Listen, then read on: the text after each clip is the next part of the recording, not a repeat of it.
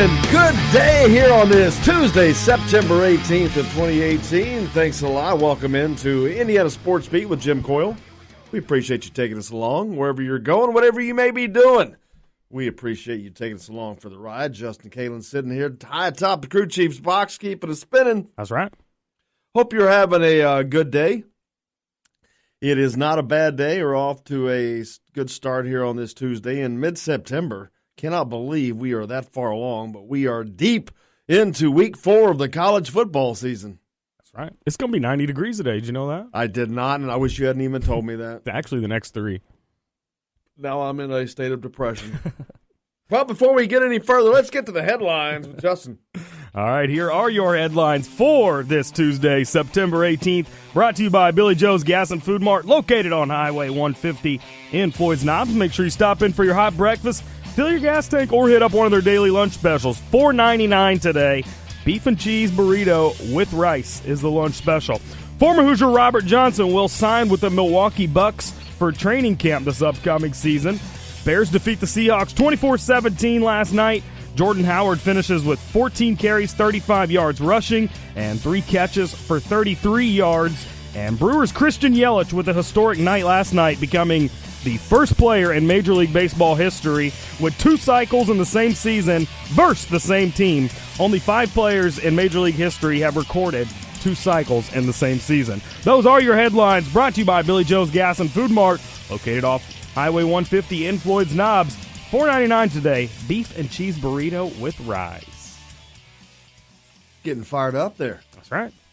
Yeah, big night on the baseball diamond. That's unique. What that dude hit for the cycle again against the Reds. Yeah, it was 3 weeks ago. He hit the first one. Earlier, it was the Reds hitting home runs against everybody. Now they're getting cycles hit on them. Major League Baseball coming down. It's coming to the season then as the pennant races are. There's a couple of them that are getting close. Yeah, for the most part, though, it's all pretty much settled. But, yeah, there are a couple close ones. Let's see, who's the team? Houston's still they're leading their division, but not by much. 4 games. Nothing like that World Series from last year. I will never forget it. I remember being at home going, I really got to get to bed. It's 12:40, and the game's still going on, but you can't because they're scoring. If one team would score 3 runs, and in the 9th, the other team would score 4 to take the lead, then the other team would come back. It was unbelievable. I mean, it was like that every night, it seemed like. It's hard to go to bed when it's like that. Oh, my God, it was impossible. Everybody in the world was watching that. It was the most incredible World Series that in my time, for sure. That's a bold statement. Well. Been around a time or two. It's a bold burger. Hey, speaking of bold burgers, and Bubba's 33. It's a good place to watch a game if you need a spot. But if you're not going to the game this Saturday up in Bloomington, huge game for the Hoosiers as they open Big Ten play against the Michigan State Spartans. A game that is very winnable. A game that Indiana started out as a 4.5 dog, down to 3.5 now. Does that surprise you that they're a dog? Not against Michigan State, no. Well, Michigan State has not looked good. No, they haven't, but it's still Michigan State and it's still Indiana. Yeah. So that counts for a lot. Plus, it's Big Ten play. I think Michigan State's going to come out differently. But I think Indiana is poised for an upset here. Yeah. I really do. The offense looked extraordinarily in sync against Ball State. They came out of it pretty healthy. As a matter of fact, I heard Tom Allen talking about this is as healthy going into the Big Ten since he's been there, which he's only been head coach 2 seasons, but he was there for a couple seasons as an assistant as well. But that's been the problem, and that's saying something when you're going in without your numbers 1 and 2 running backs, and that's as healthy as he's gone into it. So, yeah. Well, that's because his 3 and 4 running backs have turned into 1 and 2. Oh my gosh, unbelievable! And a pair of freshmen, yeah, unbelievable. It's got to be the best pair of freshman running backs in the country. Yeah, I couldn't imagine any better. And Ronnie, just think, Ronnie Walker hasn't even barely begun to get his feet wet. He just played. That was his first game against Ball State. His first touch is an 18-yard touchdown run. That's the first time he touched the ball. And that dude's got some thighs, man. He's got some thigh pads, too. A lot of those guys now don't wear very big thigh pads anymore or knee pads. You know, they've really, the equipment has shrunk a little bit. Not on him, baby. He's got those big Earl Campbell thigh pads on. Thumping up in there. Probably uncomfortable if you're wearing the big, thick ones. Not really. No? You don't really notice the difference. You don't really notice the difference. You do when you get hit on it. Sure. That I assure you. Hey, make sure you hit us up on Facebook. Follow us there, Indiana Sports Beat. You can also catch us, indianasportsbeat.com, iTunes, and Google Play. You can go there and have each and every show just sent to you. You don't have to worry about missing a thing like today with Chronic Hoosier on. Yesterday we had Don Fisher. Terry Hutchins is on later in the week. Always a cadre of great guests. So that way, to make sure you don't miss a thing, just go sign up, indianasportsbeat.com or Facebook. Or iTunes, Google Play. And hit us up on the text line, 502-414-1450. Definitely do this. Got any questions for Chronic today? Chronic Hoosier's coming up on the program today. If you got any questions there, make sure you shoot us in. He'll be brought to you by Kentucky Kentuckiana's Premier Truck Center. Whether it's one truck or the entire fleet, Kentuckiana Premier Truck Center has your company covered for sales or service. They have locations in Louisville and Clarksville. I know they're experts in pretty much most things. They specialize in Mack, in Cummins, and Volvo, but they can handle anything. Seems like it. Absolutely. They've got, like I said, locations in Clarksville and Louisville. Give John or Aaron a call. You can reach them, 280-2100. That's 812 area code. Kentuckiana's Premier Truck Center. We appreciate them. Take care of those who take care of you. They're part of what brings you the coverage of here on Indiana Sports Beat. Getting some of that summer weather coming in that you mentioned. Hitting up into the 90s. I was kind of getting accustomed to the nicer weather. No, I'm all about some 90s. Yeah, we're definitely not getting much remnants from Florence. Yeah, what happened to that? It was supposed to rain all day yesterday. Well, it's because it just keeps, it's not coming towards us. Normally it would be we would have got slammed because the way that thing hit the coast, it would have just kept going forward. Well, with all the pressure systems around it, it was forcing it in different directions. And we didn't get any of it. I'm okay with that. Yeah, that's a rarity. Me too, because usually we get slammed. Might be able to get some golf in this week. Yeah, that's not what I was thinking. But, that there is that option. But a lot of games up this weekend because Big Ten play is opening up. A lot of teams are on, in a little bit of trouble. Purdue, they're 0-3. Their season is on the brink. They're 0-3, and they welcome in number 23, 3-0, Boston College this week. You say 23-0? No, 3-0, number 23. Oh. Really? Yeah. They have another non-conference game. That's because they played Northwestern earlier. Yep. Why would they do that, I wonder? I mean, last year I get it with Indiana and Ohio State. It was Ohio State, and you had College game day. This is Purdue and Northwestern. Why the hell would you do that? So they have a shot to go 0-4 and have an 0-3. They already have an 0-1 start in the Big Ten. Yep. That's not good because that loss was to Northwestern. They haven't played the better teams yet. Yeah. Which, they're in the Western Division. They won't play a number of them. No, but they will play Wisconsin. They will play Iowa. They will play Minnesota. Yep. Minnesota is undefeated at 3-0. And they do play Ohio State and Michigan State. Oh. There's a loss. That's looking at Purdue's schedule right now. Yeah, I don't anticipate them making a bowl. Well, it's going to be pretty difficult. Like I said, they got to go 6-3 in Big Ten play. Yeah. Who are the only losing three teams? You know they're going to lose to Ohio State. They'll probably lose to Michigan State, but that's, who knows? We're early in the season yet. And Purdue's quarterback, did you see what he did last week? Mm-mm. Yeah, I might want to check out the stat line. He's broke about every record they have. Blau? He threw for over 500 yards. He had a huge day in a losing effort against against Missouri, rather.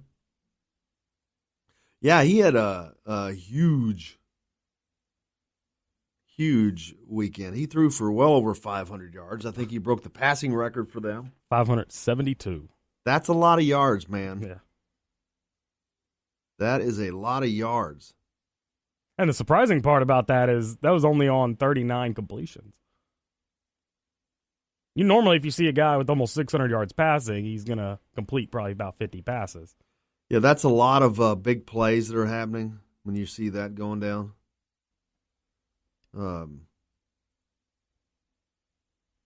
But the Big Ten Players of the Week came out. Of course, he was one of them for Offensive Player of the Week. How are you not going to get that? Yeah. Let's see. I got the entire list. If I can, had it and lost it. But Ja'Shawn Harris picks up an award for Special Team Player of the Week. You know, Big Ten play resumes this week. 5 conference matchups highlighting an 8-game slate. Penn State visits Illinois on Friday. That's weird. Yeah, I hate the Friday games, man. Leave it to the high schools, dude. That drives me nuts. But Penn State goes to Illinois Friday. That's an easy win for Penn State. Lovie Smith is there. Got his white beard going, I noticed, on the press conferences yesterday. Minnesota travels to Maryland. Now, that's going to be a tricky game for Minnesota. All right, let's pick the Big Ten games. Minnesota at Maryland. You're not even going to give me 2-3 days to think about it? No. We're going to pick it on Tuesday? Yeah. Oh, man. We got stuff coming up, man. I ain't got time for that crap. Minnesota at Maryland. There you go. Maryland's on a little bit of a slide. Minnesota's undefeated. Who you want? I'll give it. I don't even know what the spread is. I'll row the boat. You're going to roll the boat, okay. Not a bad deal. I'll take Maryland. But I wish I knew what the spread was. I have to pull that up. Let's see if I can't find it. Michigan welcomes Nebraska. Michigan is undefeated. Nebraska, they just lost to Troy at home. I don't care what the spread is. Yeah. I would no way would I take Nebraska right now, especially going to the big house. Yeah, I ain't taking them either. Yeah, I wouldn't expect you to. Maryland is a 1.5 favorite, by the way. Wow. That's basically a pick 'em, man. Yep. That's not even a pick 'em. That's Minnesota to me is favored. If you only get a 1.5 at home, whoo. Yeah, you're the underdog if you're only getting a 1.5 at home. So Maryland looked like the better pick there, but I will go with Maryland and Matt Canada, home team. I like it.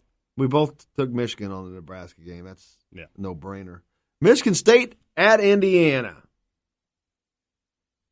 Don't pick with your heart. Let's see. I think Michigan is. I think Indiana's plus 3.5 now. Yeah, I just had it here. I'm trying to find it. Well, let's just say it is. Yeah, 3.5. Yeah. I don't even need the points. I'll go Indiana. Yeah, I'm saying, man. I've felt good about this game for about 2 weeks now. I think Indiana's going to spring the upset here. Yep. Michigan State has struggled a little bit. Indiana's at home. The offense looked extremely good. The biggest concern is run defense. Well, L.J. Scott may not even play for Michigan State, their number one running back. So if that's the case, that'd be a big... Is that the dude that got in all the trouble last year? I don't know. Remember we had that discussion? The guy got arrested for like the 7th time on the same baloney charges because he didn't have a license. He was driving all over the place like an idiot. I don't think that was L.J. Scott. And his punishment was sitting out one play of the Indiana game. Yeah, that was him, yeah. And and that was crucial because they won that game by a single score. That's unbelievable. 7 times driving on a suspended license. And his punishment was sitting out one play. I think at that point, if I'm Mike D'Antonio, I'm saying, dude, I'm picking you up for practice. I'll take you to class. I'm thinking you're an adult. Get your damn driver's license Sure. or don't play. Pay the fines, whatever you got to do. Or don't play. Yeah. But they don't care about that. All they care about is the playing, obviously. I lost complete total respect for D'Antonio. Rightfully so. Let's see. I think that's it. It's only Big Ten games? I think so. The Big Ten currently features 4 teams that are ranked among the top 10 nationally in defensive yards per play. Michigan, Minnesota, Penn State, and Maryland. I wish Wisconsin and Iowa. That's probably the best one. Is that the one I missed? Yeah. Okay. Yeah. The Hawkeyes. And that should be an interesting game. Oh, did you hear about that player for Iowa? I mean, Wisconsin and Iowa. Wisconsin at Iowa. Wisconsin at Iowa. Well, we got to pick that game. I'm on Iowa. All right. I'll go with Wisconsin. What's the spread on that game? Looking at it now. 3.5 for Wisconsin. So I get plus 3.5? Yep. Woo-hoo-hoo, baby. It ain't very often you get points when you're in Wisconsin. No. Purdue quarterback David Blau broke the Big Ten record for total yards in the game, like I said, which was previously held by Illinois' Dave Wilson. He had 585 yards against Ohio State in 1980. Well, if he had 585 yards, Blau didn't break his record. Hold on, total yards. Mm. Rao and ranked second in single-game passing yards behind Wilson's 621 in the same contest. Blau completed 39 of 55 passes last week for 572 yards, 3 touchdowns. He rushed 6 times for 18 yards and another score. Not a bad day. But you lose. Ohio State ranks second nationally in scoring offense at 56 points a game. They're averaging 56 points a game, man. That's a lot. Yeah. That is a lot. Against TCU on Saturday, quarterback Dwayne Haskins recorded his first career rushing touchdown, also throwing for 344 yards and 2 touchdowns. He's responsible for 12 touchdowns in his first 3 games of the season. 12 touchdowns already. Jeez. I mean,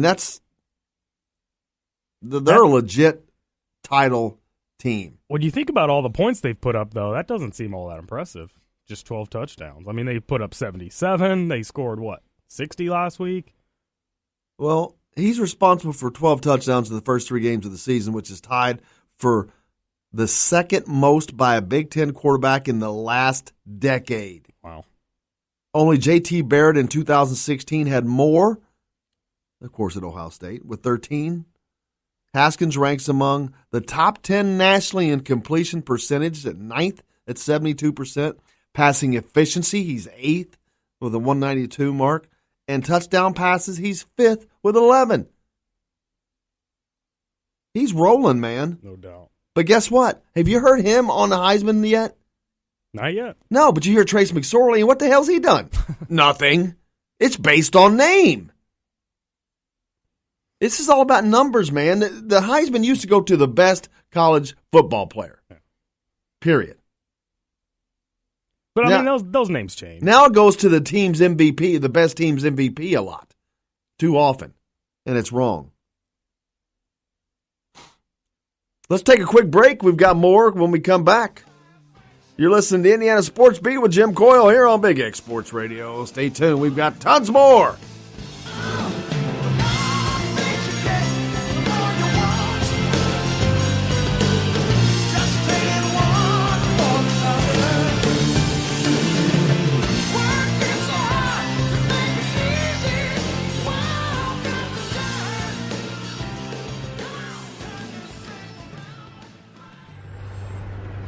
Got a problem with your big truck? Kentuckiana's Premier Truck Center is here to help. For over 30 years, truck drivers and fleet operators have depended on their great service center off I-65 in Clarksville. And now you can get the same level of service, repairs, and parts selection that's been offered for generations and save on bridge tolls with their new location on the Outer Loop in South Louisville. They're an authorized Mack, Volvo, and Hino dealer and service center, but they service all makes and models of trucks. Kentuckiana's Premier Truck Center. This is Jim Coyle. When I'm not on the road covering the Hoosiers, you can find me at Bubba's 33 on the northeast side of I-65 at Veterans Parkway in Clarksville. Bring the team in for that post-win meal in the family dining area or just meet friends for a happy hour. Bubba's has bold burgers, hand-tossed pizzas, mouth-watering wings, and a list of select local craft brewers for the coldest beer in town. Bubba's 33 in Clarksville. Burgers, pizza, beer. Today's guest is brought to you by Bubba's 33 in Clarksville. Pizza, burgers, and beer, and over 40 flat-screen TVs to watch any game you like at I-65 and Veterans Parkway. Bubba's 33. Pizza, burgers, beer. Welcome back to Anita Sports Beat with Jim Coyle here on Big X Sports Radio, 1450, 96.1. And now joined by the voice of the Hoosiers, Don Fisher. Don, how are you this week, sir?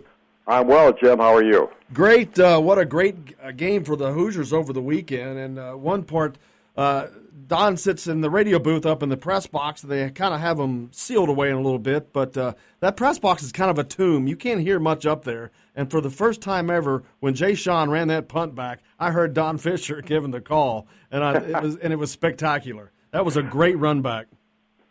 Well, I don't think there was any question that Jay Sean Harris was special in that ball game, and almost had another one too. But unfortunately, a penalty negated that long punt return. But that said, it was so much fun Saturday. I think from an Indiana fan perspective, you've got to look at the whole picture and what has happened in years past and the struggles that this program has had. And then you see a team that comes out and not much is expected of them at the beginning of the season, and all of a sudden they're 3-0. And to me, that's what's the fun part of this thing right now, is because this football team, I think, is in many people's minds exceeding expectations, and they're just fun to watch. And each ball game that they've played, they just seem to have gotten better. And so right now I guess we're in the throes of feeling that this is a football team that may be a lot more talented, a lot better than many people thought, and at the same time, it's a ball club that now will get into the real part of the season, and we're going to find out exactly where they're at. Exactly, and you talk about exceeding expectations. Not only have they done that, and I asked Coach Allen in the press conference afterwards, I know coaches aren't ever surprised on how well their teams do, but with the fact that they've lost their numbers 1 and 2 running backs basically before playing a half of a game in the season, and how good this offense looked Saturday, to me, I was very impressed. Well, I don't think there's any question that and I don't know if Coach Allen was surprised or not. I think there are things that do surprise coaches, but sometimes they play that off a little bit. But this team, and I, you got to give him the understanding that he's been around these kids since spring, a lot of them, and he's also been around most of the team since June, when they all report to camp or actually report to campus, and then they start playing 7-on-7 and those kinds of things, and he's getting reports. He knows that these guys have talent, and that there are a lot of guys on this team that are young. They're inexperienced, and yet they are very athletic. They're fast. They're faster than we've had. And guys that are there have gotten faster because of the strength and conditioning program that David Ballou has installed, along with Dr. Matt Ray. So there are so many positives that are going on right now with this football team and with this football program. And on Saturday, you saw that first half of football was very impressive. Peyton Ramsey was tremendous at running the team, at putting them in the spots that they needed to be, of calling the right plays and making the right reads, those kinds of things.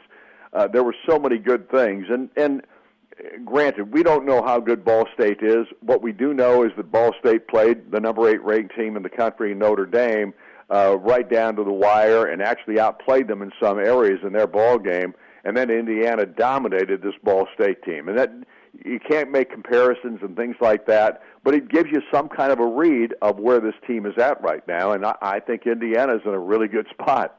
Yeah, I talked to Sammy Jacobs earlier, and I talked to him. They're trending upwards on both sides of the ball. And not only are they doing that, and I talked about how the offense is looking so prolific, and it's doing that after losing those two running backs, but it's also doing it with the fact a very young team. Peyton Ramsey, even though he's so experienced, he's a redshirt sophomore. Then you've got Stevie Scott, a freshman. You've got Ronnie Walker, a freshman. Reese Taylor, a freshman. It's unbelievable the youth movement they have. And Ronnie Walker, of course, got his first playing time of the season on Saturday. A kid from Virginia who was a four-star athlete. Everybody expected him to come on campus and immediately make an impact, and he didn't do that right away.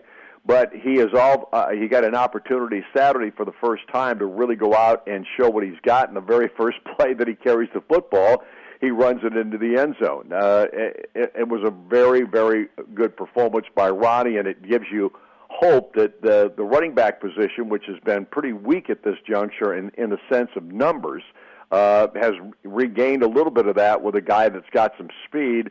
And I think he can honk it up in there, too. He looks like he did a really good job of that on a couple of plays as well. So you're adding depth to the running area where rushing personnel that really looked like it was weak because of the the injury and the suspension.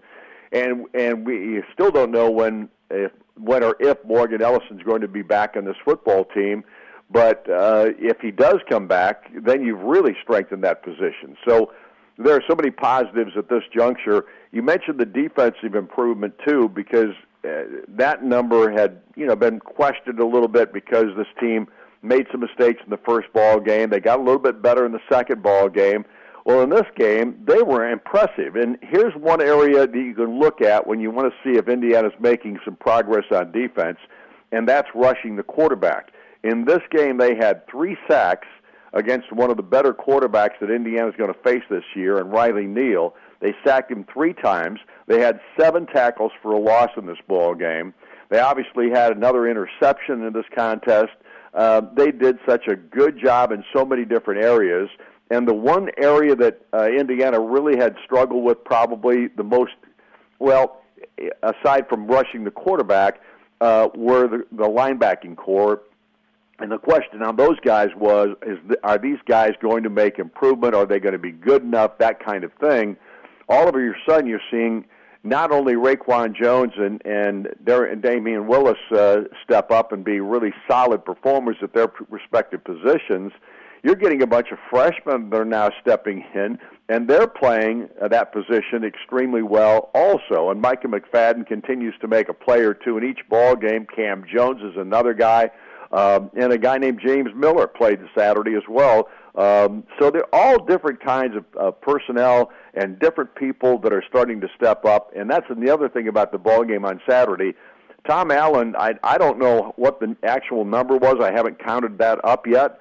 But Indiana must have played another 65 or 67, 68 guys in this ball game, and there were 4 or 5 or 6 new faces that have never played before that got into action. So we are seeing something we've just rarely ever seen in Indiana. Yeah, and its ability to give that team a lot more depth, too, that hopefully they won't need, but it's always something that you need to have, especially once you get into Big Ten play. The one area we didn't talk about, there's probably the unsung heroes that did all the really getting everything started, the offensive line, opening up some huge holes for those running backs and protecting the quarterback. They've given up 1 sack in 3 games. Well, and that's the other area that Indiana was hurt last year by injuries, and they didn't have the depth because they didn't have any experience in that depth or guys that had played very much. And so this year you've got guys that have played, guys that got opportunities last year to contribute. Now they're playing important roles in this football team. They're giving the starters, they're giving them opportunities to come off the field, giving them some rest. This is a much deeper football team. Tom Allen said that was one of the biggest issues going into this season that he hoped to improve was the depth of this football team. And I don't think there's any question we've seen a lot of that. Again, it's young, inexperienced guys, but athletic and talented kids that are starting to contribute in so many different ways. And I think the redshirt rule that came in this year to be able to play 4 games without having to burn a red shirt is such a critical factor. And obviously it's given Tom Allen an opportunity to utilize a lot more players than he normally would. And a huge game coming up this week, Don, as they get into Big Ten play, and not just any Big Ten team, but one of the Big Four, Michigan State Spartans coming in. But a game that Indiana is very worthy of winning. Well, there's no question. And Michigan State, speaking of injuries, has had more than their share. They've had a lot of opportunities to play a bunch of different guys in the offensive line because of injuries to people. They've had their running back, L.J. Scott. He's been out, or at least was out of the Arizona State ball game, and didn't play much. They've had some receivers hurt. They've had real problems stopping the passing game of other teams at this point, which may bode well for Indiana in this contest. But here's what you do have to know, too, that they had a bye week this past week. So after their first 2 ball games of the season, a very slim win over Utah State, and then a loss 16-13 to Arizona State, they've had a chance to get well this week. And it's going to be interesting to see how many things they change, because Mark D'Antonio is a really good football coach. He knows what he wants from his kids. He knows what he has. And they're always, even if they're not the most talented football team, they're one of the toughest football teams that Indiana's going to face this year. And if they've got people back that are healthy again, and they've got their full complement of players, they're a very dangerous football team, and Indiana's going to have to play one of their best football games to win this contest. Absolutely. Look forward to it. They have them at home this Saturday night. 7:30 is the kickoff. You can catch Don Fisher right here on Big X Sports at 6:30 for the pregame. Don, thank you so much for joining us as always. I appreciate your having me, Jim. Thanks very much. Have a great day. Don Fisher, the voice of the Indiana Hoosiers, joining us each and every Monday as he does at 7:45. You can catch him then. Catching us up on this past week's game, getting his thoughts. Love listening to him talk and getting his insights. And love hearing what Don has to say. But we look forward to hearing from him again next week. And I think Indiana's going to pull that game out. But we've got a lot more coming up here on the show today. Chronic Hoosiers with us. Stay tuned for more on Indiana Sports Beat with Jim Coyle. We'll be right back.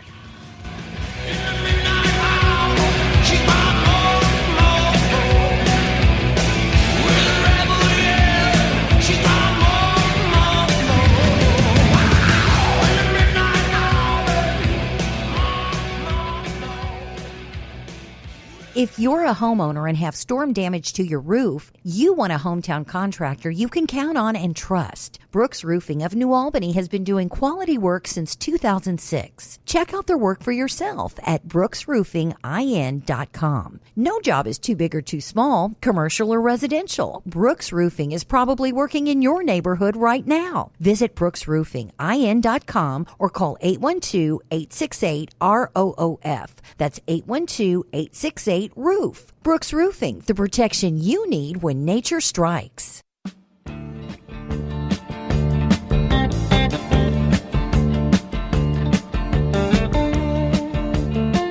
Welcome back to Indiana Sports Beat with Jim Coyle here on Big X Sports Radio on this Tuesday, September 18th. Hope you're having a great day. Soccer's well underway. Indiana number 2 in the country. Cruising. Man, they're picking right up where they left off last year, finishing runner-up for the national championship. They've got some unfinished business. Sunday, number 2 Indiana extended their winning streak to 6 matches, winning at Wisconsin 3-1 up in Madison. Corey Thomas from right here in Corydon gave Indiana a quick lead, scoring his first goal in the 4th minute of the match. Thomas blasted a right-footed curler from 20 yards out of the 9th goal of his career. I think he's a senior now. Corey's a senior, but from Corydon, unbelievably. Indiana doubled the lead at the 36th minute off of a set piece from Trevor Swartz, sent a ball to the far post. Timmy Mayo got a piece, beating the Wisconsin goalkeeper. And Andrew Gutman was able to bury the deflection with a header. He had 2 goals in that game. IU goalkeeper Trey Muse, he had 4 saves in the victory. Almost got another shutout. I was watching that game actually on the Big Ten Network when they got that goal, and it was they scored. There's nothing you could do about it. But Trey Muse, originally from Louisville, went to Male High School up into his sophomore year, and he went out to Seattle for soccer. But some local connections there to the number 2 ranked soccer team in the country. Man, they've got some unfinished business. Last year they finished runner-up in the Big Ten tournament to Wisconsin. They didn't win the regular season title. Lost that on the last day when Michigan beat somebody.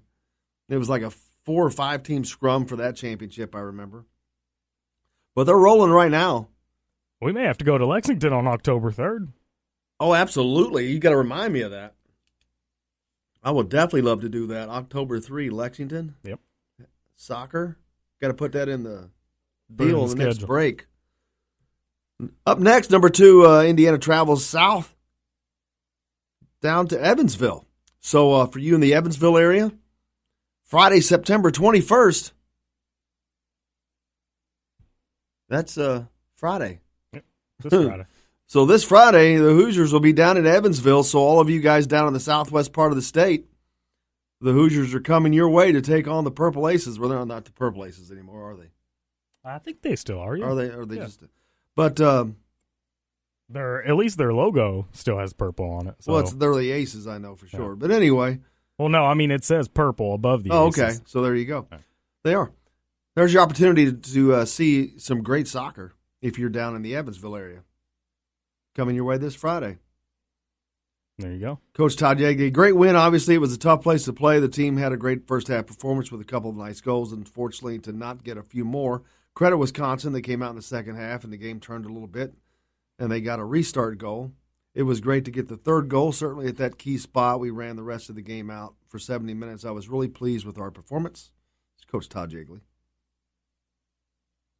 So they're rolling well. Yeah.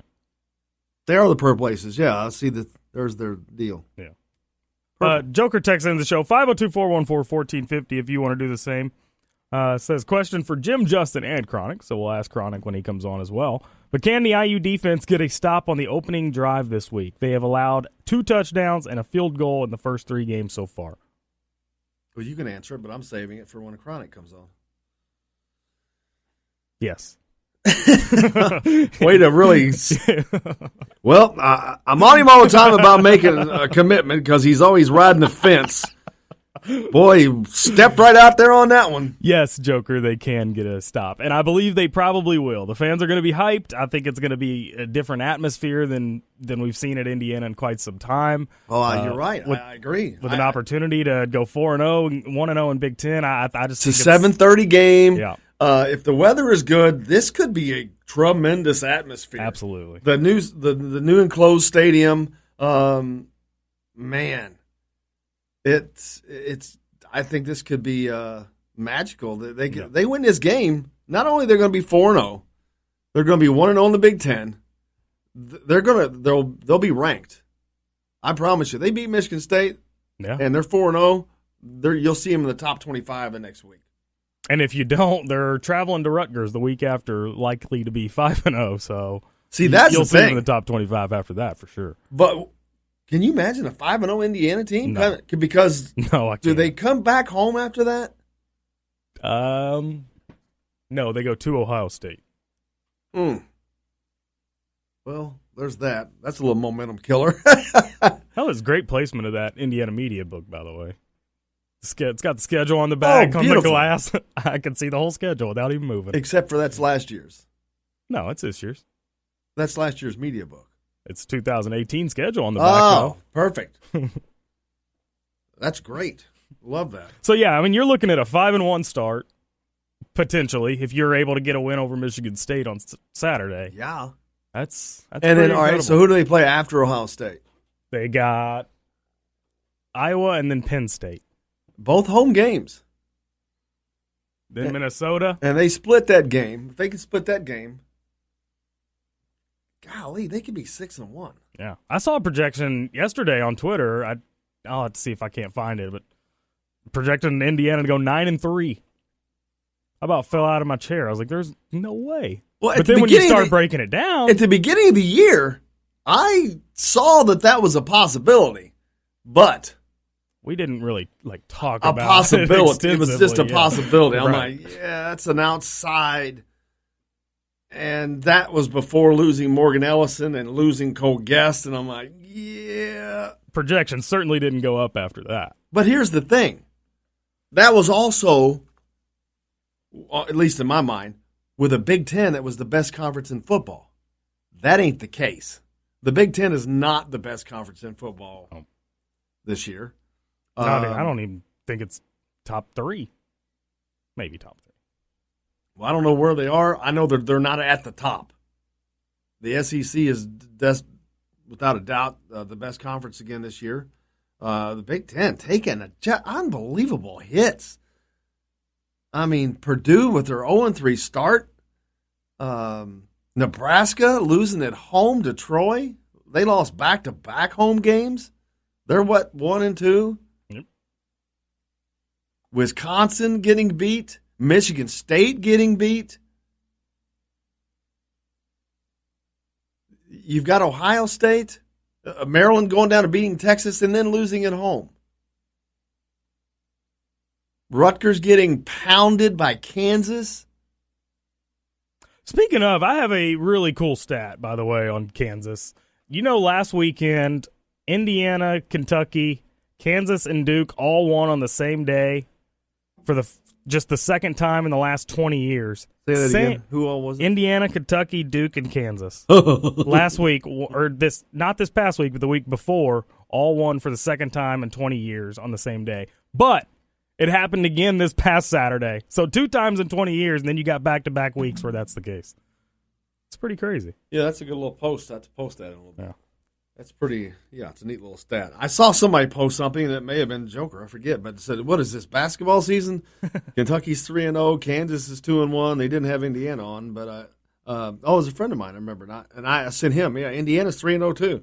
The basketball school's doing well right now in football. JR texted in to the text line, 502-414-1450, if you'd like to do the same. He said last time with that good of a start, 5-0-1, or 5-1 5-1. We'll just call it 5-1. 1988. Indiana was 5-0-1. Talking Anthony Thompson time, baby. Bill Mallory era. I mean, I was in school there. I was going to games then. 30 years ago. I wasn't even born. I wasn't even born.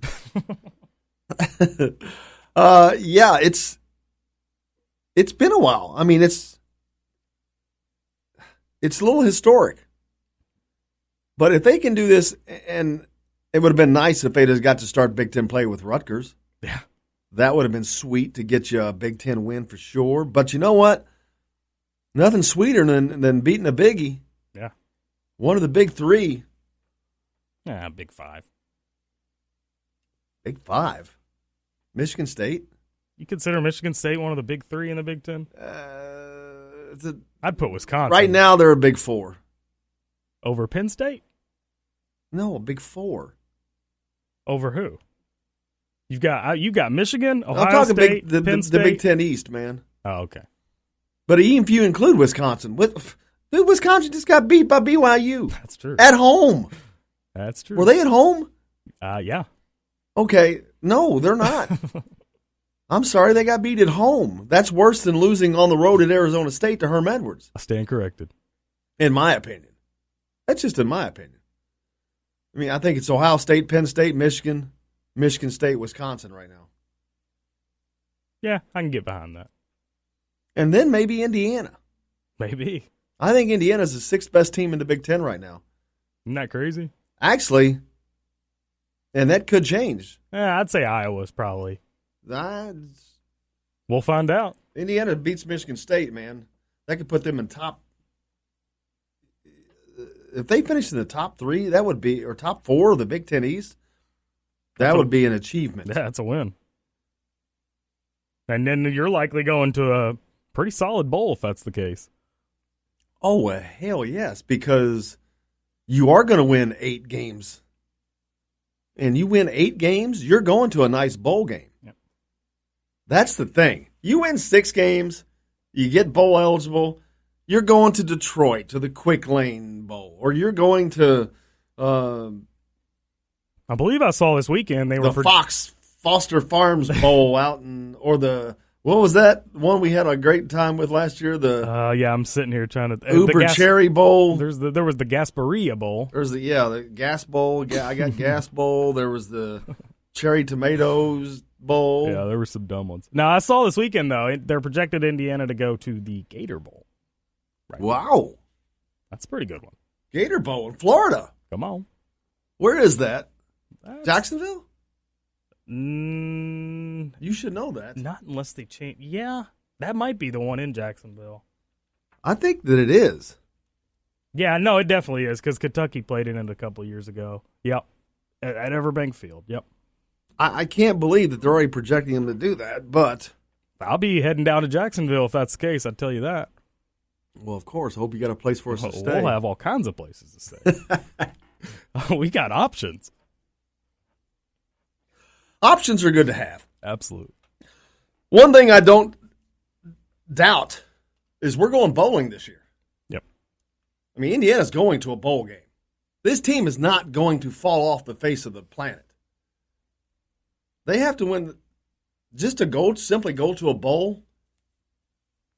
They have to beat Rutgers, Purdue, and or Maryland/Minnesota. That's who they have to beat. Or you could throw Iowa in there too. Since no, I'm just saying have to beat. Yeah. That now you get them extras. Now they have the option of beating Iowa, of beating Michigan State, of beating. Did I leave any others out? Michigan, but yeah, they're likely not going to beat Michigan. Well, it's because Michigan and Ohio State are both road games. Yeah, playing in two of the toughest environments in college football. So no, I don't. That would be one hell of an upset. Not that it can't happen, but I'm not. That's not something. Kentucky won at Florida. Yeah, but Florida's not. I told somebody Florida's not ranked either. I told somebody after they were at the time. They were in the top 25 at the time. Yeah, but that's not. They weren't. They weren't good. 25. They weren't good last year. Why they were ranked this year, I have no idea. So they shouldn't have been ranked, obviously, because they're not a good team. So that was a joke. They shouldn't have been ranked. But that's not knocking the win. That's a huge win. Period. You go down and you win in an environment like that. It's a big win. Period. Especially when you haven't won against a team for 31 years or whatever. It's a huge win. You can't take anything away from it. Well, that was my thing. I told somebody after Kentucky beat Florida, I said, this is the year Indiana beats Michigan at Michigan. It hasn't happened in the same amount of time. Come on. It's very possible. I mean, they've been close. They play good games.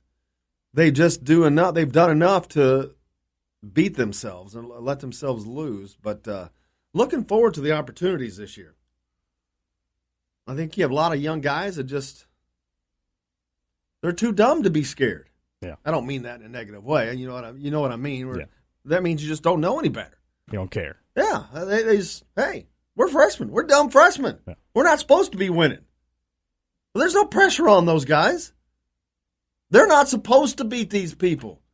They're freshmen. Indiana's offense is young. It's freshmen and sophomores. They got no pressure. Well, and hopefully it stays that way. I mean, hopefully this is not something where pressure builds and they start to feel that eventually. That's a great point. I hope it doesn't, because they're playing very well and very loose right now. Yeah. It's going pretty good. I mean, that changes everything. That'll change the way you play, change the way your teammates interact with one another. And it's early. It's a preseason, but another good sign. Indiana's had back-to-back Freshman of the Week with Stevie Scott. The breakout performance last week with 200-something yards rushing in the rain. This week he gets another 100-yard game, the first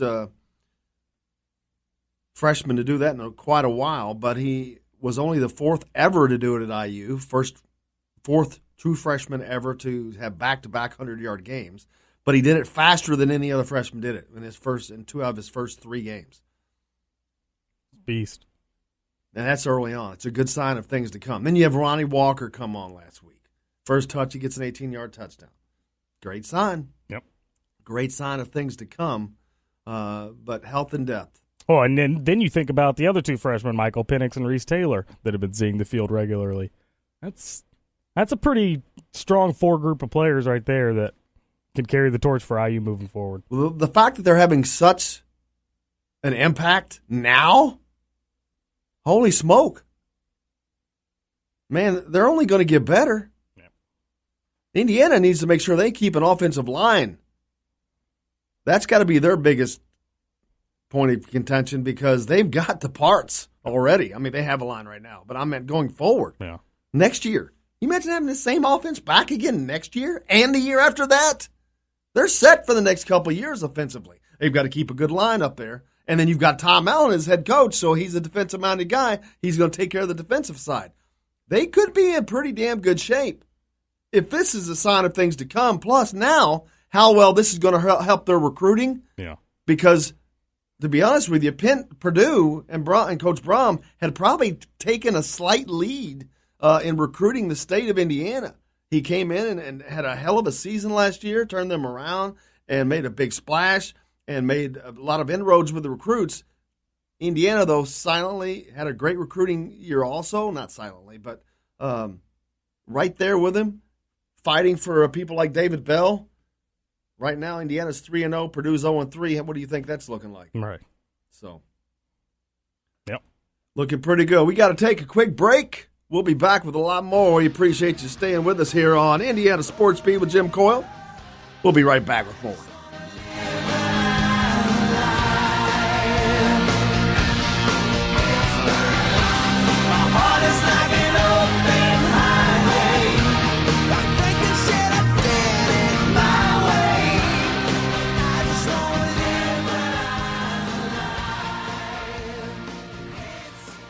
If you want to get your day off to a good start, then stop at Billy Joe's Gas and Food Mart on Highway 150 in Floyd's Knobs. While you're filling your gas tank, you could fill your own tank with a hot breakfast or try one of Billy Joe's daily lunch special. Billy Joe's Gas and Food Mart opens at 5 a.m. and everything is made fresh daily. And if you bring your own mug, coffee is only 50 cents. And Billy Joe's also has free air. The best place to start your day is at Billy Joe's Gas and Food Mart on Highway 150 in Floyd's Knobs.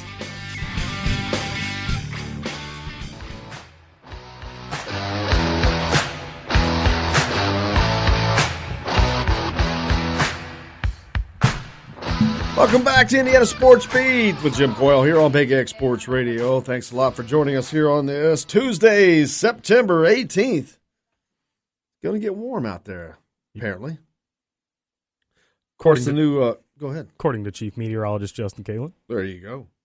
The new college football rankings are out. Not a lot of change, of course. Alabama still at the top.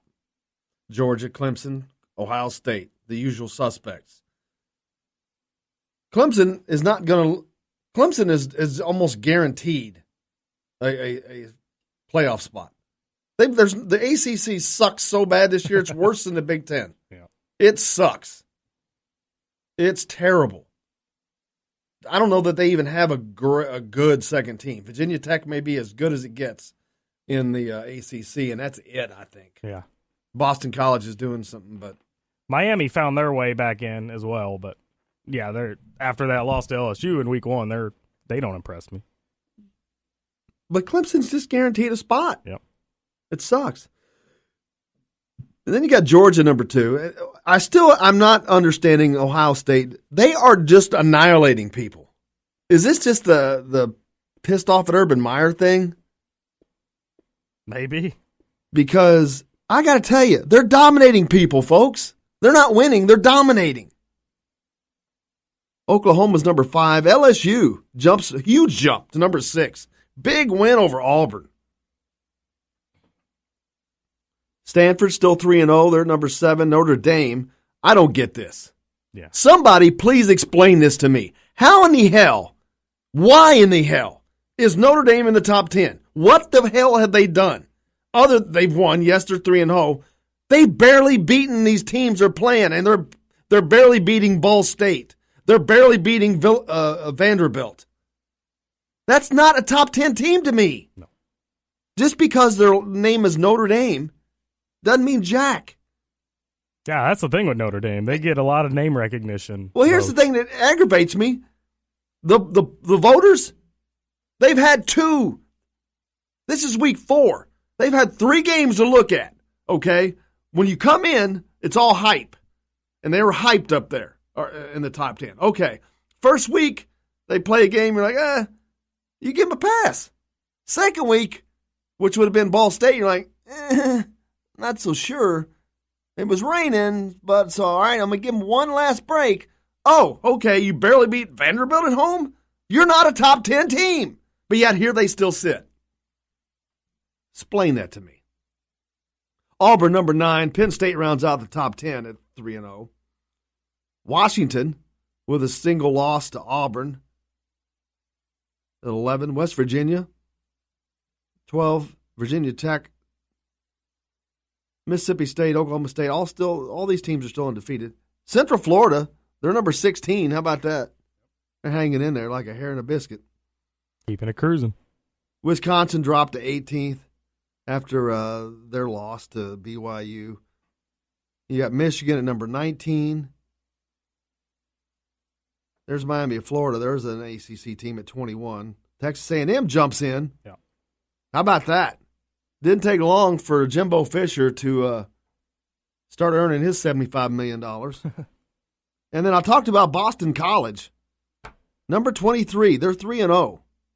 Been a long time since Boston College has been ranked. May have to look that up, man. I wonder, that's what I'm sitting here wondering. You think it's been longer since Boston College or Indiana's been in the top 25? I'd go with Indiana because I know how long it's been. But Michigan State still hanging in there, number 24. And then BYU, who beat Wisconsin, is now in the top 25 as well. Michigan State's only 1-1. Yeah, they were off this week. Oh, that's right. That's another thing. That could play big on Saturday. Oh, too. yeah. See, I keep forgetting that. Michigan State coming off of a loss and a bye. That's not when you want to play a team. That is not when you want to play a team. But Indiana came out of that game pretty healthy. Yeah. And with a lot of confidence.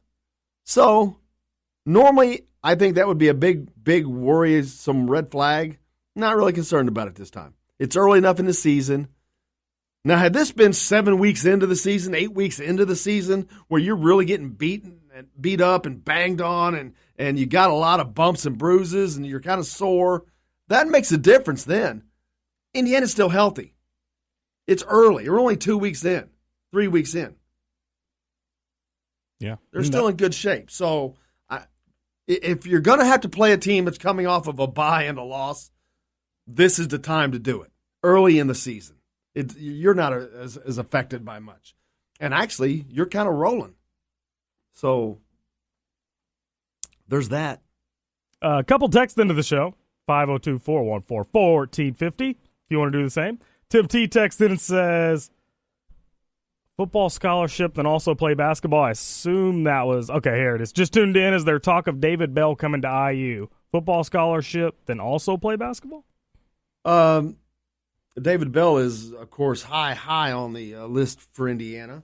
I think they have a hell of a shot to land him personally. Yeah. Now I think that their odds have greatly increased because of what's going on in West Lafayette.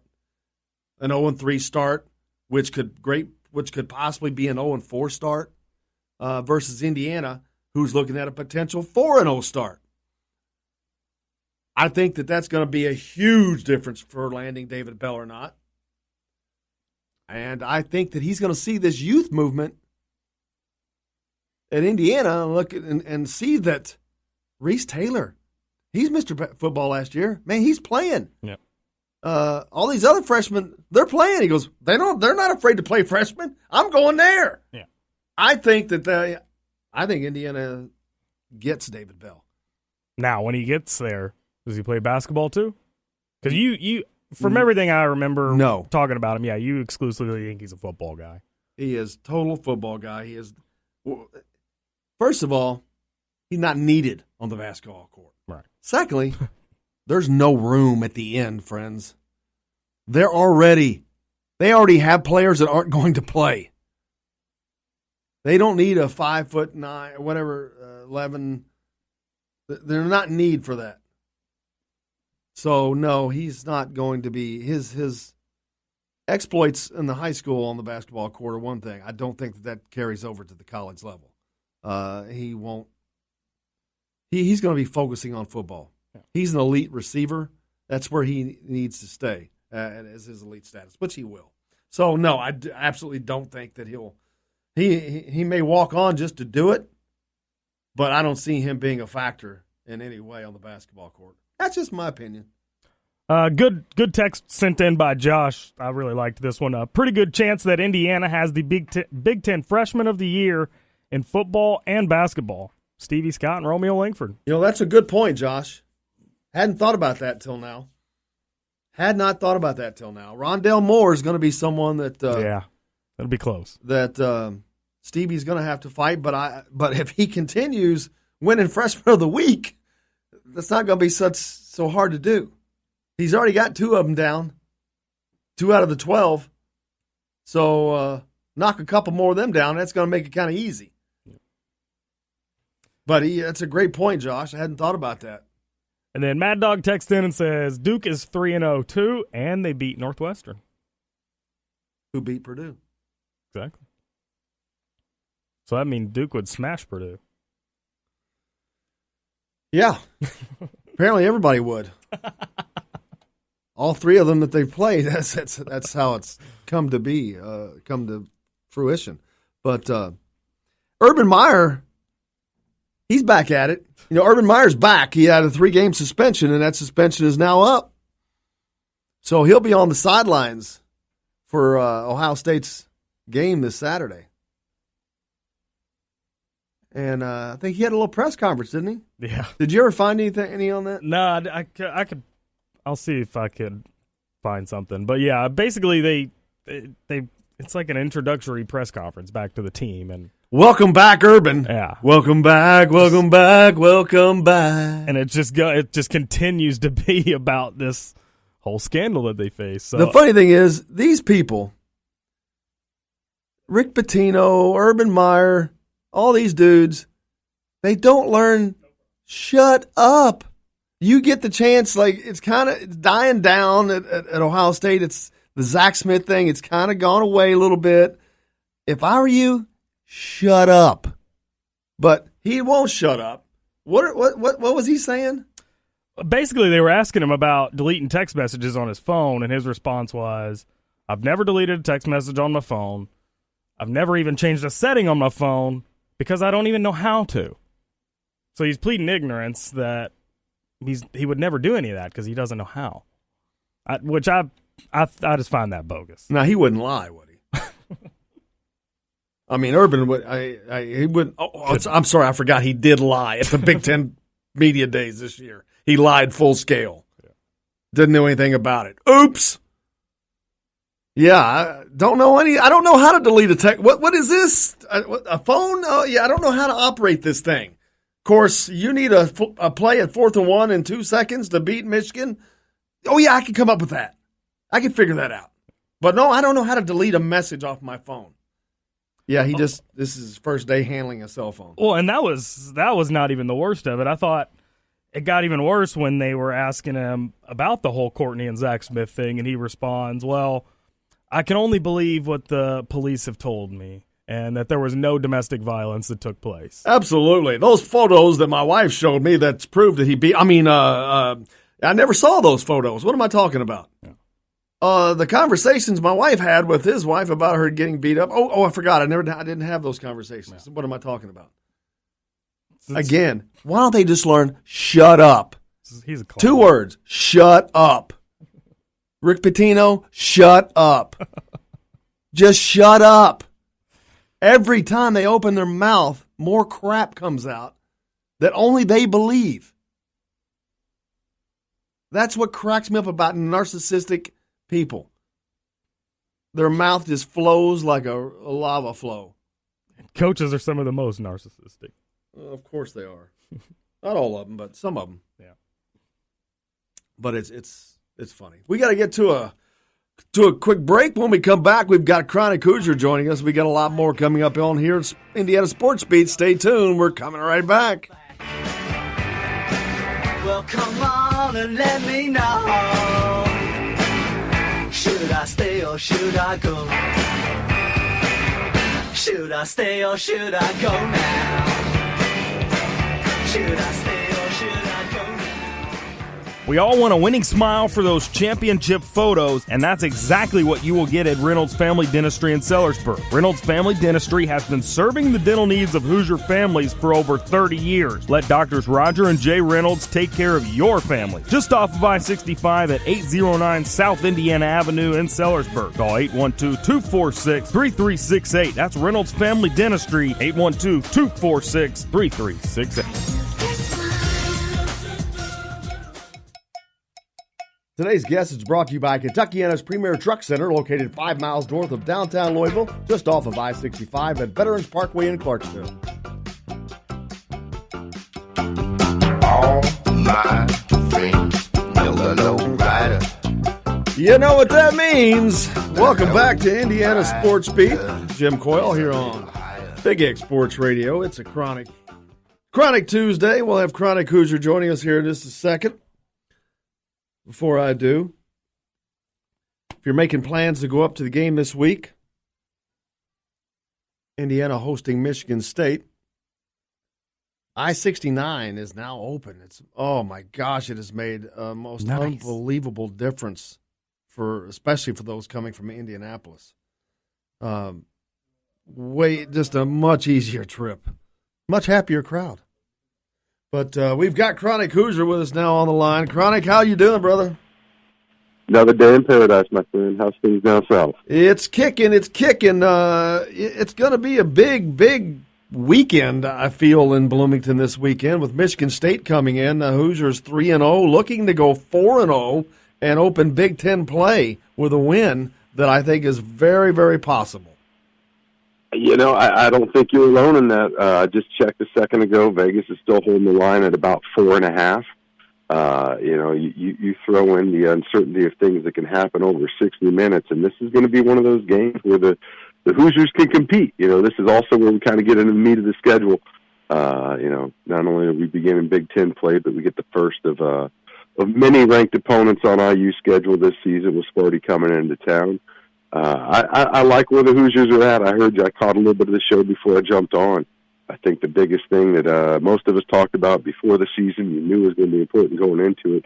The Hoosiers are healthy right now coming into this game, with the exception of Cole Guest's injury right up front at the beginning of the season. Everybody's pretty much where you want them to be. Confidence is high right now. That was one of those games where the Hoosiers did everything you could have hoped against Ball State. I mean, basically they came in and bullied an inferior team. They dictated the game pretty much in all facets. About the only thing you could knock, the defense kind of struggled a little bit out of the gate. Those first couple of drives, I think Ball State amassed roughly 1/3 of their total offense. But fortunately, IU was able to limit them to just 3 points on those 2 drives. But other than that, man, they look to be exactly where you would hope Tom Allen would have this squad at the conclusion of the non-conference section. I think they're looking a little bit better than a lot of people expected, myself included, I'll be honest with you, especially after losing Morgan Ellison, after losing Cole Guest. I'm like, wow, that's really going to hurt. Not only did it not hurt, they seem to just not miss a beat and maybe going even better than possible. Who knows, but it's going pretty damn well offensively. It's one of those silver lining type situations. Obviously, you never want to see guys lost to injury. It's still hard, still little information out as far as what affected Morgan Ellison's suspension. But the opportunity that presented Stevie Scott and the way in which he seized upon it has been nothing short of remarkable. I mean, for a true freshman to come out there. Here's the thing, too, man. It's not like that this kid's just putting up gaudy numbers. He's not padding these stats with, 40-yard runs, things of that nature. What stands out most to me is you look at his last several games, he ain't going backwards. That kid only has one direction, and it's forwards. 114 yards on 18 carries last week, net of 114. He's not getting held behind the line at all. His ability to withstand contact and continue driving forward has truly been something to watch this season. And, testament to that line, too. I've had some questions about their pass protection. I still think that there's been times when it's maybe not been as stout as you would hope.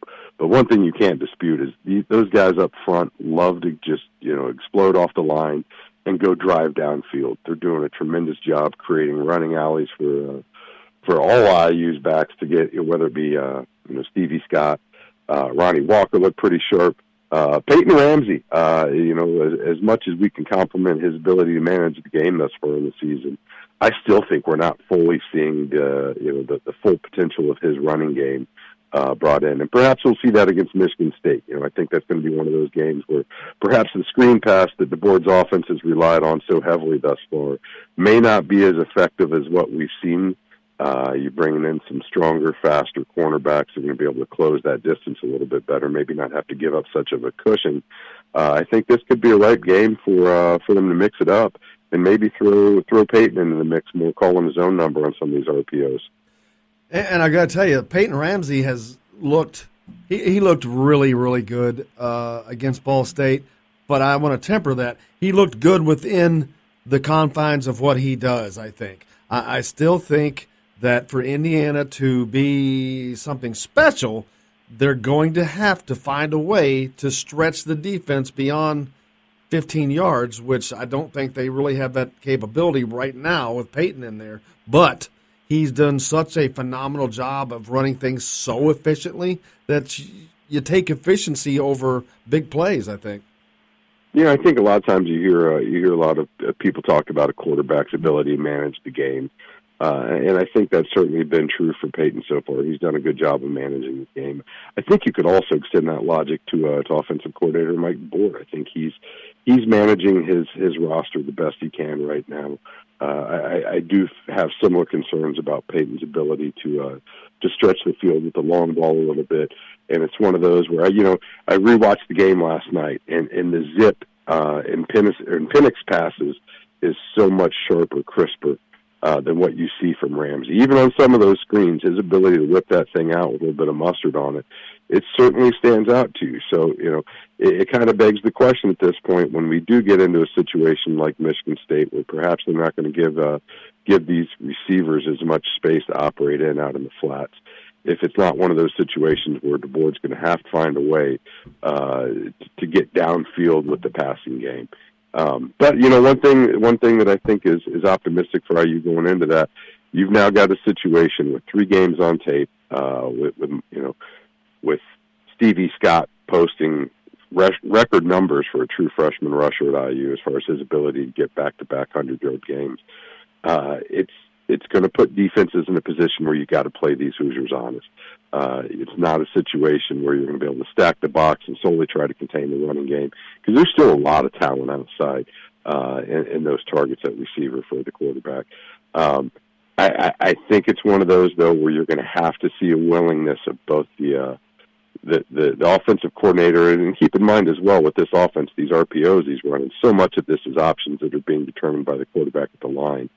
At some point, you're going to have to see the collective decision-making decide that we got to attack vertically, that they got to find a way to pick up some big chunks with the passing game, because we're stepping up to another level of defensive lines, linebackers, and secondary coming in against them on the defense. And it'll be interesting to see how the team responds in their game plan. I think that they can beat the teams like that they've already beaten, obviously. They can beat the Purdue's and the Rutgers and maybe the Marylands and possibly Minnesota's with an offense like this. But if you want to step up and you want to play with and beat a Michigan or an Ohio State, you've got to have that you got to have every ability on offense. And that's the one thing they're missing right now, is that something extra. They're pretty good, but they could be really good. And that's the difference to me, and that's what will keep them. I think they're a bowl team no matter what. That's almost, I hate to put the cart before the horse, but unless something catastrophic happens, this team's playing pretty damn well. There's no way they should not win 3 more games. They should actually win more than that. But I think that they obviously have the talent to be better than just okay. But to do that, you got to do things that's better than just okay. No, we said this last week. I think it was interesting. I haven't seen the updated numbers. I know before the Ball State game, Bill Conley of SB Nation does the S&P rankings, it was saying basically they've got the same odds of winning 6 games this season as they do winning 8. Bowl appearance eligibility seems more likely than not at this point. And I still think the Hoosiers have it in this season. I think this team is capable of pulling off one big win, whether it be against Michigan State, perhaps against Michigan. I think Ohio State's certainly going to be a stretch. Penn State looks like it may be a pretty stiff contest. But I think it's fair to assume that if all things remaining constant, this team certainly should be playing 13 this year. I don't think, absent some jarring situation, significant injury, or who knows how the wheels can fall off. If any team can figure it out, it's probably the Hoosiers. I think that's certainly in the cards. I'll tell you what was really impressive to me this week, the defense's ability to continue to improve. They, like I mentioned earlier, they started off a little sluggish. Ball State was picking up some yardage pretty easily, but their ability to lock that down. One stat that I had to look up last night, you'd have to go back to 2012 to find the last time that the Hoosiers held teams scoreless in the fourth quarter in consecutive games. Wow. At the very beginning of the season, if I'm not mistaken, we had UMass and Indiana State, and we're able to hold both of those teams scoreless in the fourth. I know it's just it may seem insignificant, but for a team, and perhaps I read a little bit too much into these the hashtags that Coach Allen and a lot of the coaches across the country like to put on their team, their mantras. But I think it does speak to what they're really emphasizing, and they're willing to brand every one of their messages with it. And for Coach Allen to come out this year and really emphasize this team's ability to finish, I think that's something that you cannot take for granted with this defense, who struggled at times, actually quite a few times last season, to really seal things up and lock it down. So for the team to come out and do that, and obviously, the week prior against Virginia, took the very last pass of the game in order to complete that task in the end zone, no less. But I do like the way that this defense is able to finish games off. One of the things we talked about before the season, their ability to find a balance between their offensive prowess and the defense, so that they weren't just a one-sided team, on one side of the ball. They seem to be really, really streaking towards that goal right now. So obviously this weekend is going to prove a big test and see how far they've come along. But I'll tell you what, man, it should be, hopefully weather should cooperate, kind of up in the cards right now, but you wouldn't want it any other way. Coming out of the non-conference 3-0, ranked opponent coming to Memorial Stadium. If the Hoosiers win, and I'm not making a prediction here, but if the Hoosiers win, I think you could expect to see them in the conversation to be ranked come the following Monday. It'd be the first time since 1994, if I'm not mistaken, the Hoosiers could possibly crack the top 25. So big things in store right now for IU. Opportunities on the table. They just got to go out and seize it. Yeah, Justin Kalen here, Chronic. We got a text into the show for you and Jim. Can the IU defense get a stop on the opening drive this week? So far in the 3 games, they've allowed 2 touchdowns and a field goal. That's what I'm saying. They last year's was bend don't break. This year they break, but they snap right back, and they break early. And I suppose it's always going to be better to break early than it is late. I think that speaks some to the defensive staff, Coach Allen in particular, his ability to make adjustments on the fly, figure out where the gaps are, and create some pressure in the backfield that they've struggled to do. I think that's one of the things when you look at these opening drives, they've gotten no penetration. They've really allowed offenses kind of to have their way with them, mainly because they're giving them so much time and they're leaving some pretty big gaps or flat out unable to contain. That being said, it sure would be nice to see him start off on the right foot and not have to play from behind. Talking to Chronic Hoosier, of course. Speaking of contain, you think we got another text. Does Ashawn Riggins get more playing time against Michigan State? If anybody made a case last week for some more minutes, I think he's probably at the front of that line. That was from Tim T, by the way. Cool. Great. Keep the texts coming, guys. We appreciate it. But and the thing, it's noticeable, the finish. The funny thing is, this is a word that you heard from Media Day. From Media Day, when every guy I talk to a man, they're all talking finish. You can tell that it's like they sat in a room and for hours and just had to repeat the word finish over and over because they're buying into it. It is a part of all of their mantras. It is how they live right now, and it shows. They right down to that Ball State game when Ball State actually had a shot to score there at the end, but the defense came through. They are finishing. They're playing the same to me in the fourth quarter that they do in the second quarter, and that is a huge difference defensively. Even from last year, they didn't always get that done. No, and you look at last year's season as a whole, and they struggled right out of the box against Ohio State. They were able to get some things back together. The loss of that Florida International game really, really hurt that cancellation. But they get to be able to bring it back together, rattle off wins against Illinois and Rutgers pretty convincingly at that, and then go up and lay an egg in West Lafayette. I think that was really a microcosm for the way they were playing a lot of the games, though, honestly. And I think that's where a lot of this Finnish mantra was born from. And, all things being said, I think they're certainly living up to it at this point. Now, the way the schedule sets up, there's going to be some bumps in the road here up ahead. But I think the big thing for this team is going to be to continue that out game by game, snap by snap. Obviously, if you can start off on the right foot in those opening drives and really stick to the playbook and do what you're trying to do out there, it's going to set them up a whole lot better. One thing, I'm not discounting any of these opponents we've played. I still think that Virginia game, we may look back at the end of the season to say that was the fulcrum where the season really tipped on and allowed them to get downhill. It made the struggle a little bit less mighty. But if they can come out this weekend, and I'm not just saying steal one, but if they can come out and show that they can compete with a ranked team and build upon the confidence they've already established at this point, you would certainly expect they're going to have the chance to just go out and steamroll Rutgers, even though it's in Piscataway. Ohio State, again, it's always going to be a tall task no matter what the season. But I'm looking at that Iowa game. I'm looking at that Minnesota and Maryland game. There's a great chance this team could be bowl eligible well before we get into the final, quarter of the season. And that really just sets the table for who knows what to happen. If nothing else, it gives coaches the ability to bring some younger guys in. Speaking of which, we've been playing a ton of younger guys at this point. I think that's something that's going to pay dividends. When you get to the Maryland portion of the season, when you get to Ann Arbor, when you bring the Boilermakers in Purdue, these guys are no longer freshmen. I think Alan's already said it. These guys are coming in and getting significant minutes in meaningful parts of the game, and they're responding to it. And that experience is just, it's so incredibly valuable to a team that's bringing in this many young bodies, putting them in situations they've never been in before, seeing looks they've never seen before, but most importantly, seeing them rewarded with the success that happens when you're living up to your expectations and you're fulfilling your roles. Chronic, speaking of bowl games, B. Merck texts into the show, 502-414-1450 if you want to do the same. So with the Big Ten currently down, what are your honest opinions on IU being able to attend the Rose Bowl in the next couple of years? Well, we're really stepping out there, boy. Stepping up. I'll tell you what, man. Let's get to the Gator Bowl first. There's nothing I love. This is something we normally reserve for basketball, that unbound optimism at the beginning of the season. I absolutely love it. You know what, though? It's funny because, as lifelong Hoosier fans, a lot of us kind of crack jokes about Indiana's plight in life.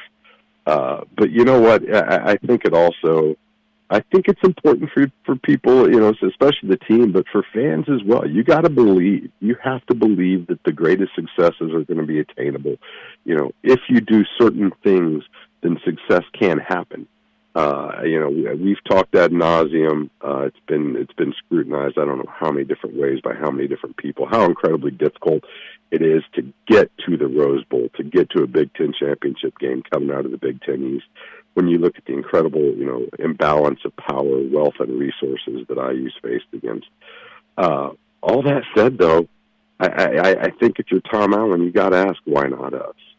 Why not? Why not? If we continue to do what we're doing right now, if we continue to bring in, maybe not the most heralded guys, but the recruits, the athletes that are going to fit into what we're trying to do, that can believe and buy in. Because I promise you, he believes. He absolutely does, and I think that's been one of the best things to watch this season, is to see his belief come into fruition. And you're starting to see it now to a man across this team, the love each other mentality, the way in which these guys are going out there and fighting for one another. I'm not saying it's going to happen, but I think you certainly have to say, why not us? And if anything, let's continue to see a continuation of this growth, of this development of the team. Optimism is something that can be fleeting, and we've seen it too many times. All you have to do is look at the crowd in September, Memorial Stadium versus late October, early November. But I'll tell you what, if you can continue to get seats in the stand, or, bodies in the stands, if you can continue to post up wins and just be competitive and fight to the end, this is something that can snowball. It's happened to programs all across the nation. I don't see why it can't happen at IU. I agree, brother. Chronic Hoosier, I'm looking for a win this weekend. I've already gone on the line. I picked them to upset Michigan State. It's not that big of an upset to me, but I think that things are right for Indiana. They're playing well. They're confident. And I think they're catching Michigan State at the right time. So I'm picking Indiana to win this week. I'll tell you what, it's not been that long ago that we had that spitter back in Memorial Stadium. So I think Coach Allen's got a spot for it right now. Let's bring it home. Looks good. Chronic Hoosier, thank you so much, brother. We appreciate talking to you each and every week. Be good, fellas. Thanks for having me. Thank you. Chronic Hoosier, brought to you by Kentuckiana's Premier Truck Center. Whether it's one truck or the entire fleet, Kentuckiana's Premier Truck Center has your company covered for sales or service. They have locations in Louisville and Clarksville. Give John or Aaron a call. They're specialized in Volvo, Cummings, and Max, but they can handle about everything. Give Kentuckiana's Premier Truck Center a call. We'll be right back with more here on Indiana Sports Beat with Jim Coyle right after this.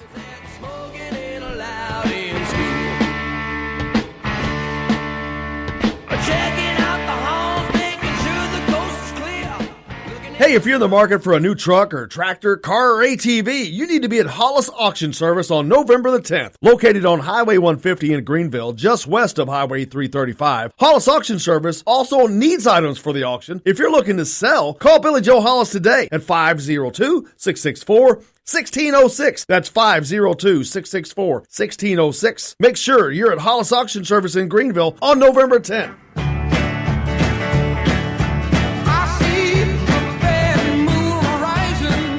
Welcome back to Indiana Sports Beat with Jim Coyle here on Big X Sports Radio 1450 96.1. Great conversation with Chronic Hoosier. Lots of texts. Appreciate you guys. I've been trying to get you guys to get involved in the conversation. That'll get you right up in there. We appreciate all those texts. Had some first-time texters there too, huh? B-Merc first time texting it. Appreciate that. Also, I understand we had some first-time listeners. We do. My oldest nephew, Jackson, listening for the first time today, so I wanted to thank Jackson for listening. Hope he's enjoying it. Probably doesn't understand much of what we're saying, but he's listening. What is he, 1? 5. He's 5, so okay. He probably understands a little bit. Well, good. He knows he hears his name, huh? That's right.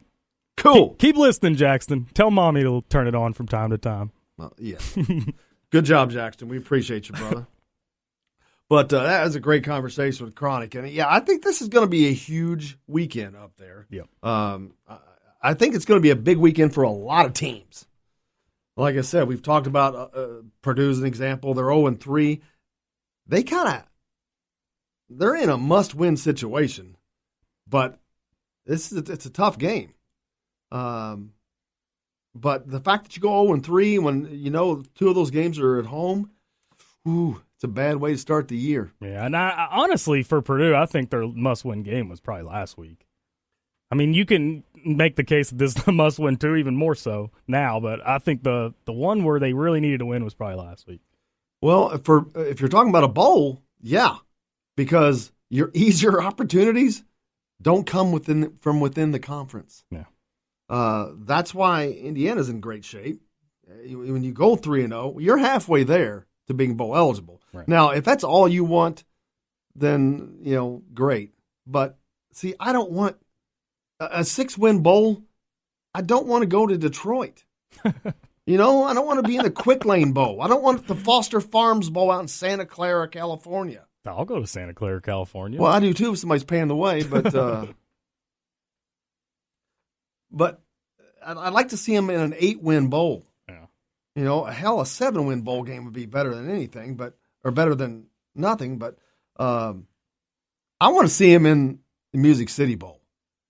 Well, it's not that it's a great bowl. It's just it's close.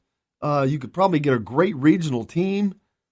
I mean, I've got visions of Indiana and Kentucky in the Music City Bowl. Man, that would be fun. Oh, my God. I don't know if Kentucky would want that, Kentucky fans, but Why I'd not? sure like it. Why would they not want it? Oh, because a lot of times they think that it's funny. If it's not like a big-name team that may be beneath them. Not in football. I'm Although, if Indiana and Kentucky played in football, I think that would be a hell of a game. It would be. That's what I'm saying. I think that they're pretty equal. They're very equally matched. Yeah, for sure. This year, especially. So that would. You don't think that game would draw people? Absolutely. Son, right there in Nashville. That would be a fun game. So but of course, the Music City Bowl. That's just barely above it's a mid-level bowl. Yeah. It's nothing. It's like the 26th or something. It's not a New Year's Day bowl. So Jacksonville would be a lot funner because it's in Florida. Yeah. Anything in Florida is going to be a lot more fun. Right. So I guess I'll hope for the Music City Bowl back when they're not that good. I think honestly though, at this point, I think it's okay to accept a 6-6, 7-5 bowl. I mean, it's Indiana that hasn't traditionally had a history of going to bowls all the time. I mean, at this point, take a 6-6, 7-5 bowl now. I understand what you're saying. You want a bigger bowl, 8-4. No, don't. See, when you start settling. I don't know that that's settling. I think you're in the beginning stages of this team really building up. They've already been. Last year was the first bowl at the time they weren't in a bowl game in 3 years. So no, they were there. They regressed back a little bit. But no, I say no. You don't just accept. You cannot just if you accept mediocrity, then you're going to be mediocre. There's just no way around that. That's just a fact. Yeah. You accept mediocrity, you will be mediocre. So I think you have to continue to strive to be better. Just continue as the best you can be. And so I think you got to shoot for that. Tim texts in once again, 502-414-1450 if you want to do the same. Got a few minutes left here in the show. Says, IU's completion percentage is 4th in the country, and after 3 games, 75%, which is pretty phenomenal. And then he also said Michigan State gave up 699 passing yards in their first 2 games. That may help Ramsey. Yeah, they're one of their biggest deficiencies is pass defense. They've been getting killed. That's 350 yards a game. That plays right into Indiana's game. Yeah. Now, those teams they were playing, I don't know if they had a downfield game. See, Indiana doesn't have a downfield game. I mean, it was Arizona State and Utah State. I don't know how much of a downfield game they could have had. They can have plenty. They got a quarterback. I don't know what their offense is. Yeah. Doesn't matter who they are, where they are. They can throw the ball. Do you know what the score in the Texas Tech-Houston game was? No. Let's say if you played the over and under and you took the over, you smashed. You better have been well over 100 because I think it was like 120-something points they scored. My goodness. That was this past weekend? Yes. Wow. So, yeah, it doesn't matter who you are, where you are. Yeah, that is irrelevant to me. They can get the points. But I think that's what they have to do to continue to go forward. Yeah. But we'll certainly see. I think it's going to be a great weekend for college football in general, some big games. Louisville made a change at quarterback.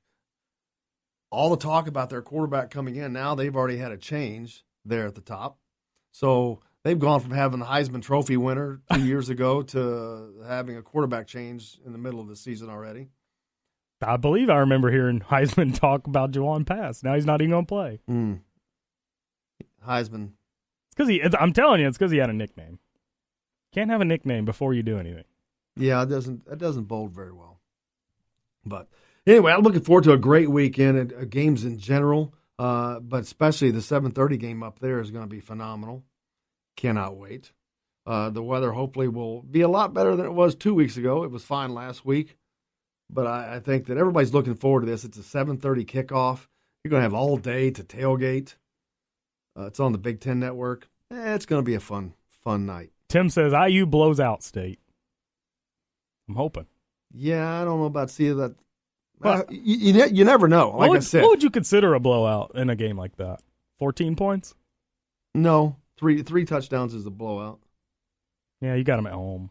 Yeah, I mean you got to score at least 3. 2 touchdowns that's not. Hell, I was watching the New England game the other day, and they were only down by 2 touchdowns. I'm like, you think that's safe? Yeah. No, that game was far from over. Yeah, so no, it depends on who you're talking about too, as far as what a blowout is, what their capabilities are as far as coming back. If you've got a team that just struggles to score and they're down 17 points, yeah, they're blown out. Yeah. But if you got a quick strike team, nope, they can come back at any time. Boom, boom. I'm not saying that that's Michigan State because it hasn't been up to this point. But it ought to be a hell of a game. I think these are two equally matched teams. Yeah. And I think it's going to be very fun. Indiana's trending in the right direction. Michigan State is not really trending. They're just kind of what do you call it? They're staying afloat right now. But be a lot of fun if they were still in the top. But 25. see here, we're this part of the season too, where teams continue to improve each week drastically. Yeah. So we'll find out. But that's pretty much going to wrap it up for us today. Make sure you stay tuned. You got Kentucky Roll Call coming up next with T.J. Walker and Nick Rouse. For Justin Kalen, I'm Jim Coyle, and I'll see you tomorrow on the radio.